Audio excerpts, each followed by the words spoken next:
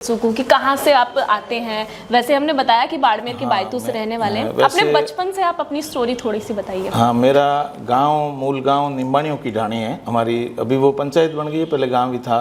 चुतरानियों की ढाणी छोटा सा गांव है और ढाणियों में रहते हैं हम। वहाँ गाँव में हमारे क्या है कि बड़े वो शहर कस्बे नहीं है। निम्बाणियों की ढाणी हमारा पंचायत है और बायतू तहसील बाड़मेर ज़िले में रहते हैं। मेरा नाम हरि सिंह कड़वासरा है और अभी मैं सीनियर सेकेंडरी स्कूल हुडों की ढाणी, जो हमसे 17-18 किलोमीटर दूर पड़ती है घर से, वहाँ मैं अध्यापक, वरिष्ठ अध्यापक के तौर पे काम कर रहा हूँ। और मेरे परिवार में मेरे पिताजी 96 साल के हैं और बच्चा है, एक 2 बेटियां हैं, शादी हो गई सबकी, और एक मेरा 3 साल का पोता भी है भगवान की दया से। और हमारा संयुक्त परिवार है। मेरे बड़े भाई साहब हैं, वो भी 60 साल के हैं, हम साथ में ही रहते हैं। भाई साहब के भी एक बच्चा, 2 बच्चे हैं, सबकी शादी हो गई है। ये ऐसा सर, आज के समय में जहाँ हम देखते हैं कि लोग अपने माता पिता तक भी साथ रहना पसंद नहीं करते हैं। ज्यादातर संयुक्त परिवार ज्यादातर हमें देखने को मिल नहीं रहे। हाँ। आपके साथ ऐसा क्या है, इतना क्या प्रेम भाव है कि भाई तक और पूरा परिवार आप, और आपने अभी हमें बताया भी कि आप अपने पिताजी की भी पूरी सेवा अपने आप करते हैं। बिल्कुल ऐसा है सुशीला जी। लोग संयुक्त परिवार से क्यों कतराते हैं, इस चीज़ का मुझे पता नहीं है। बाकी मैं तो ये चाहता हूँ कि जितना संयुक्त परिवार में और साथ में जो रहते हैं परिवार में, उसका आनंद है ना, उतना कहीं नहीं है। उसमें अपन आराम से एक दूसरे से अपनी बात कह सकते हैं।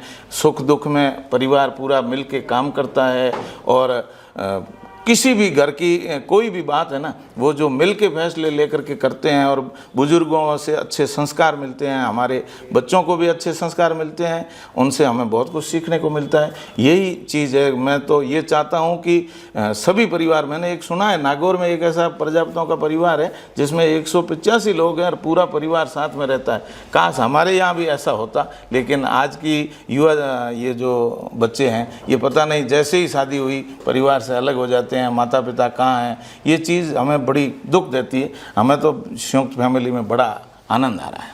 अच्छा, आप अपने जो भाई साहब है उनके साथ रहते हैं ना, आपके पिताजी भी आपके साथ रहते हैं? पिताजी भी। सर, शुरू से आपकी कहानी जानना चाहेंगे। आपने बताया कि छोटे से गांव से आप निकले। बचपन में क्या माहौल था घर में और फिर क्या प्रेरणा मिली? बचपन में मैडम ऐसा अभाव में जिए हैं। परिवार में पिताजी कमाने वाले एक ही थे। हमारे वहाँ पानी वगैरह तो है नहीं, केवल एक बार बरसात की ये जो पानी खेती होती है वो भी कभी कभार, बाकी ज़्यादातर अकाल ही चलते हैं हमारे यहाँ। मतलब 100 साल में 3 बढ़िया ज़माने आते हैं, बाकी सब काल ही काल चलते हैं, ऐसा है।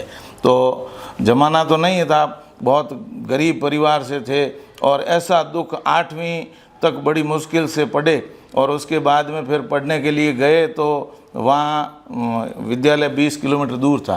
तो 20 किलोमीटर दूर खर्चा वहन करना बड़ी मुश्किल से 10वीं तक पढ़ पाए। बाकी परिवार की ऐसी स्थिति थी नहीं, दुखों में जिए।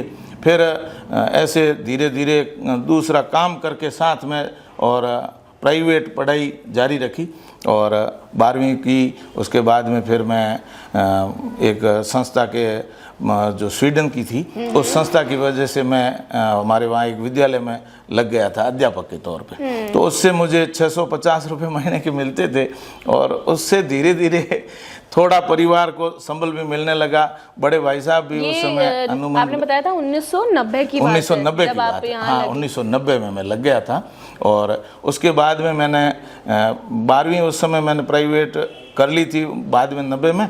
और फिर मैंने धीरे धीरे बीए किया प्राइवेट में, फिर बीएड करके अध्यापक के तौर पे मैं नियमित लग गया और उसके बाद में ये लगातार चल रहा है। लेकिन इतना गरीबी में जिया हूँ। और उस समय यहाँ जैसे मेरे बीएड में नंबर आया ना, तो मुझे उस समय फीस थी 23,000 रुपये, 23,000। और जयपुर में ही संजोग से यहाँ संजय टीचर ट्रेनिंग कॉलेज है लालकोटी में, तो उसमें मेरा नंबर आया। तो पिताजी ने कहा कि बेटा 23,000 फीस और फिर जयपुर में 1.5 साल रहना अपने बस का नहीं है, ये होगा नहीं। और मैं भी जान रहा था कि ये बड़ी मुश्किल से इधर उधर से, बड़े भाई साहब ने कुछ इधर उधर से मदद की, ऐसा परिवार वालों ने साथ दिया, वो 23,000 तो भर दिए। फिर ऐसा हुआ सुशीला जी कि वो पैसे भी गए और अपन यहाँ जयपुर रह ही नहीं पाएंगे, क्योंकि महीने के 3,000 रुपये यहाँ चाहिए थे और हमारा घर 200 रुपये महीने के भी कमा नहीं रहा था।